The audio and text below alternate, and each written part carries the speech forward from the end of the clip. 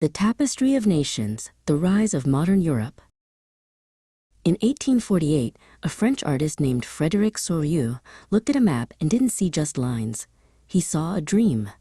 He imagined a world of democratic and social republics, where people were no longer subjects of a king, but citizens of a nation.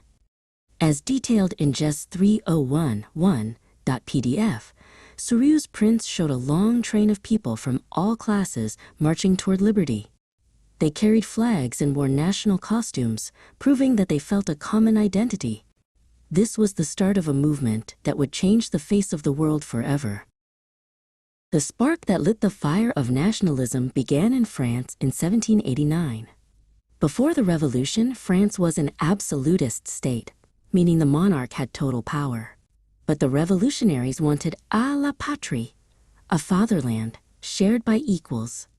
They replaced the royal standard with a new tricolor flag and created a national assembly. Two young friends, Marc and Etienne, stood in the streets of Paris, feeling for the first time that they weren't just servants of a crown, but part of a collective destiny. Then came Napoleon.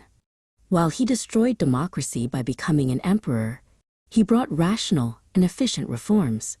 His civil code of 1804, often called the Napoleonic Code, was a game-changer.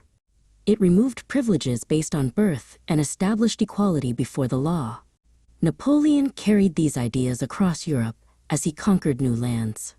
He saw himself as a modernizer, simplifying administration and freeing peasants from the old feudal systems that had kept them tied to the land for centuries. But the old kings of Europe were not ready to give up. After Napoleon was defeated in 1815, representatives from Britain, Russia, Prussia, and Austria met at the Congress of Vienna. Led by the Austrian Chancellor Duke Metternich, they wanted a return to conservatism. They believed traditional institutions, like the monarchy and the church, must be preserved. Metternich lectured students like Anselm, warning that the dangerous ideas of the French Revolution would only lead to chaos. Despite the crackdown, the dream of freedom lived on in secret. Revolutionaries began to form underground societies to fight for liberty. One of the most famous was Giuseppe Mazzini. Born in Genoa, Mazzini believed that God had intended nations to be the natural units of mankind. He founded Young Italy and Young Europe, inspiring young men to believe that their countries should be unified republics. To the conservatives, Mazzini was a threat, but to the people, he was the soul of the revolution.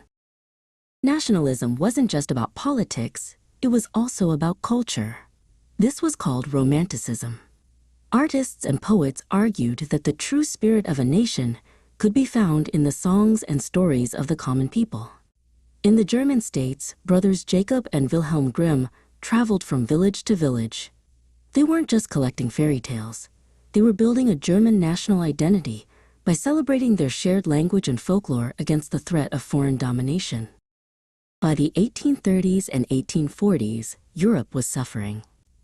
As noted in JES 3011.pdf, a massive increase in population and bad harvests led to hunger and hardship.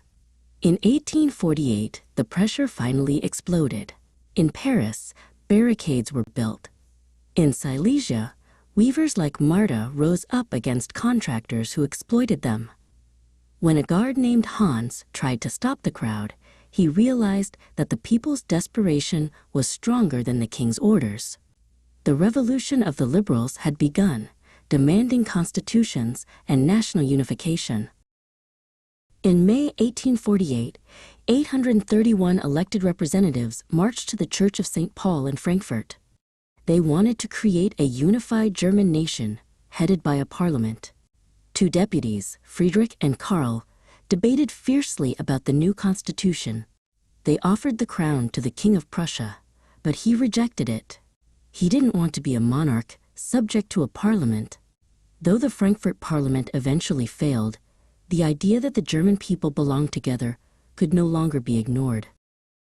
After the failure of the liberals, the task of unifying Germany fell to the Prussian state. The architect of this process was the chief minister, Otto von Bismarck. He didn't believe in speeches or parliamentary votes, he believed in blood and iron. Through 3 wars over 7 years, Bismarck used the Prussian army to defeat Denmark, Austria, and France. In 1871, in the Cold Hall of Mirrors at Versailles, he finally saw the Prussian king proclaimed as the German emperor. Italy's path to unity was just as dramatic. It was a patchwork of small states, until leaders like Cavour and the freedom fighter Giuseppe Garibaldi took charge. Cavour was a master of diplomacy, while Garibaldi led a volunteer army known as the Red Shirts. In a famous English caricature, Garibaldi is shown helping King Victor Emmanuel II pull on a boot, the boot of Italy. By 1861, through war and popular support, the different regions were finally stitched together into one kingdom. To make these new nations feel real, artists created allegories. They represented countries as female figures. In France, she was Marianne, wearing a red cap and representing the Republic. In Germany, she was Germania, wearing a crown of oak leaves to symbolize heroism. These images were put on coins and stamps to remind everyone that the nation was a living, breathing idea. As statues of Marianne and Germania were raised in public squares, people began to see their country as a person they could love and defend. By the late 1800s, however, nationalism started to change. It became less about freedom and more about power and territory. The Balkan region became a powder keg of tension as different groups like the Slavs struggled for independence from the Ottoman Empire. Young nationalists like Dragan dreamed of their own states, while imperial diplomats like Lord Alistair tried to control the region for their own empires. This fierce rivalry would eventually lead Europe to the disaster of the First World War in 1914, proving that while nationalism could build nations, it could also tear the world apart.